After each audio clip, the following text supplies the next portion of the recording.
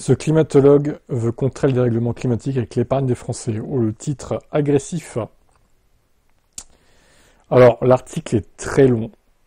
Donc, je vais faire un résumé avec ChatGPT. Parce que là, on va passer 10 minutes sinon. Et j'ai un peu la flemme pour tout vous dire. Alors, ChatGPT, qu'est-ce qu'il nous a dit pour résumer? De toute façon, je vous mets le lien dans la description si vous voulez aller voir. Hein.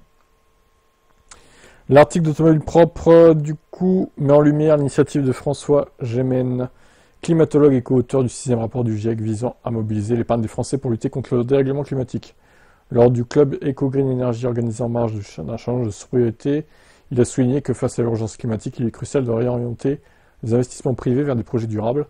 Il a insisté sur le fait que les connaissances, les technologies et les ressources financières nécessaires pour limiter le réchauffement climatique existent déjà.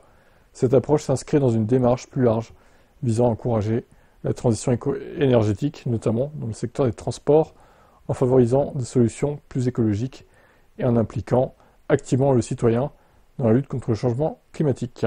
Alors, tant qu'on ne nous prélève pas de l'argent, alors qu'on ne veut pas que ce soit prélevé forcément de notre épargne pour financer des trucs dont on ne veut pas forcément, ça me va. Maintenant, effectivement, c'est comme il disait Macron, là, investir dans l'armement, il y a quelques mois, il disait ça, là. Maintenant, c'est investir dans le climat, quoi.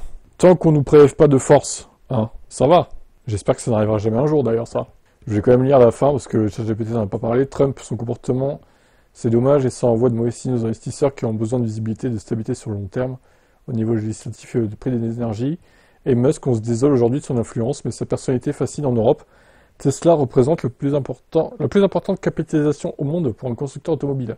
Si vous avez un peu d'épargne à la banque, vous avez très certainement, sans le savoir, des parts de Tesla. Permettons aux Français d'investir dans les énergies renouvelables, ils seraient contents de savoir que leur épargne leur rapporte tout en servant les entreprises locales. Ça oui, après j'ai rien contre. Hein. Du moment que c'est pas fait dans notre dos, ça me va moi. Qu'on nous laisse le choix quoi. Allez, ciao.